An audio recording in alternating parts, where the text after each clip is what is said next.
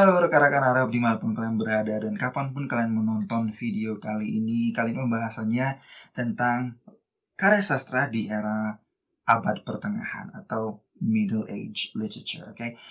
Kapan itu Middle Age terjadi dan apa aja yang berkembang di era Middle Age terkait dengan karya sastranya kita akan bahas sekarang, oke? Let's go! So the first one yang akan kita bahas adalah kapan sih Middle Age itu terjadi? Jadi Middle Age itu berdasarkan beberapa sumber itu terjadi di antara period of antiquity dan juga Renaissance. Oke, jadi in between antiquity and Renaissance. Nah, Middle Age itu karakteristik dari karya sastra yang ada di Middle Age itu yang pertama adalah religius banget, tentang agama gitu kan, tentang hubungan manusia dengan Tuhan, bagaimana manusia bertindak sehingga bisa diterima di sisi Tuhan kayak gitu. Jadi banyak seperti itu karena waktu itu agama banyak masuk, yang pertama adalah Christianity yang masuk dan berkembang pesat di Eropa waktu itu. Jadi banyak gereja yang mulai dibangun dan banyak penulis yang menuliskan buku-buku tentang kemampuan mereka untuk berkomunikasi dengan Tuhan dan bagaimana manusia bisa perform and behave gitu untuk bisa sampai di sisi Tuhan, dengan sampai di surga, sampai di heaven gitu. Oke. Salah satu penulis yang terkenal waktu itu adalah Dante Alighieri yang menulis Divine Comedy. Nah, dalam hal ini si Dante Alighieri itu menekankan tentang bagaimana caranya sampai di heaven gitu kan, harus melewati sekian banyak step-step dari hell atau neraka kayak gitu. Kita akan bahas khusus di Divine Comedy by Dante Alighieri nanti di video yang lain, oke, biar nggak terlalu panjang.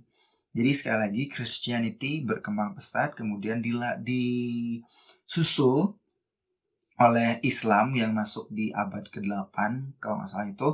Jadi pertama Christian yang masuk, berkembang gereja-gereja, kemudian Islam juga masuk, dan semuanya itu memberikan pengaruh besar terhadap karakteristik dari karya sastra di Middle Age di Eropa khususnya, karena kebanyakan religius gitu. Bahkan di Muslim pun, di Islam pun itu banyak sekali karya-karya sastra yang religius seperti yang ditulis oleh Hafiz misalnya. Tapi tidak semua karya sastra itu religius, tidak semua tentang tentang Tuhan juga.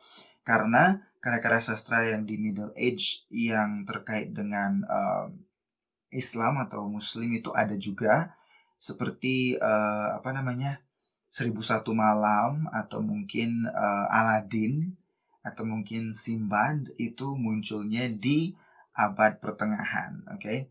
Jadi kita akan membahas karya-karya sastra itu khusus nanti di video yang terpisah tentang kisah 1001 Malam misalnya, atau Aladin atau Simbad. Mungkin beberapa di antara rekan-rekan Arab yang sudah pernah menonton Aladin tahu.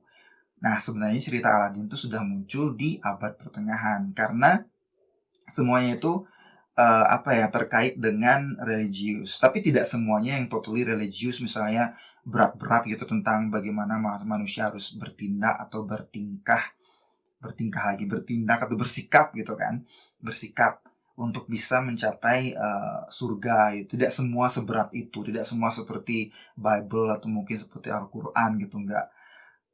Ada juga yang menceritakan tentang romantisme atau tentang percintaan, tapi dibalut dengan aroma keagamaan gitu. Seperti ya ada Aladin dan yang lainnya. Oke.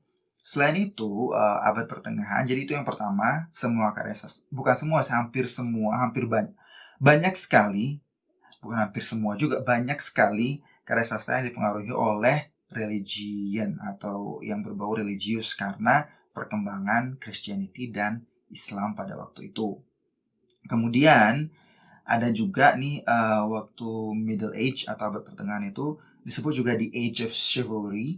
Chivalry itu artinya kesatria atau knights dalam bahasa Inggris, dan itu menjadi fenomena knights ini atau munculnya kesatria ini itu menjadi sebuah status sosial yang baru di abad pertengahan, dan bahkan beberapa kebanyakan knights itu diambil dari noble family, jadi dari keluarga-keluarga yang memang keluarga-keluarga yang terpandang gitu kan. Nah, banyak juga karya sastra yang mengangkat tentang kisah-kisah knights atau kesatria ini. Banyak fiksi-fiksi juga yang dibuat tentang kisah-kisah kesatria yang mengalahkan mengalahkan makhluk-makhluk fiksional gitu misalnya, atau kisah kesatria yang jatuh cinta dengan putri misal seperti itu dalam percintaan gitu kan.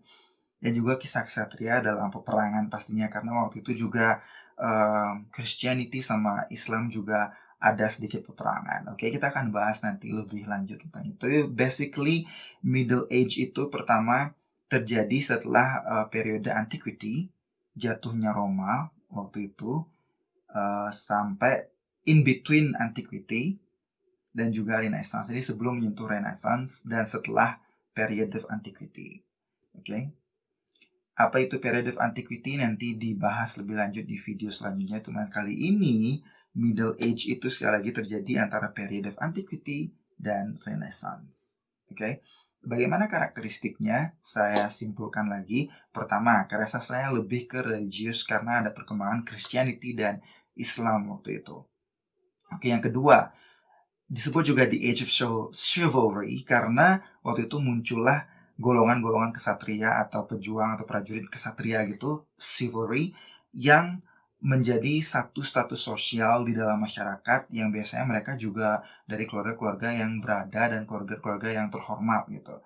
Dan oleh karena itu banyak juga karya sastra yang mengangkat cerita tentang kesatria yang mengalahkan makhluk-makhluk fiksi atau fiksional seperti naga misalnya dan lain-lainnya, dan juga kisah romantisme kesatria dengan para putri yang ada yang berakhir tragis, ada yang berakhir bahagia, misalnya seperti itu, oke? Dan juga kisah kesatria yang bertempur dalam medan perang, karena waktu itu masih ada pertempuran antara Christianity dan Islam. Kita akan bahas lebih lanjut nanti di video selanjutnya, oke? Sampai di sini dulu untuk Middle Age, just a little bit about Middle Age literature dan juga keadaan waktu era abad pertengahan. If you still have questions or tambahan mungkin informasi atau teori atau apa, informasi sih lebih tepatnya atau pertanyaan, silahkan sampaikan ditulis di kolom komentar di bawah. Jangan lupa juga di press button like dan juga share biar lebih banyak lagi rekan-rekan Arab belajar bersama yang bisa belajar bersama di channel ini, oke? Don't forget also to press the subscribe button and notification bell if you like the content of this video, okay? To get the updates, fresh new updates. Okay, nothing else to say except for staying healthy for everyone, and I'll see you again in next videos. Bye-bye.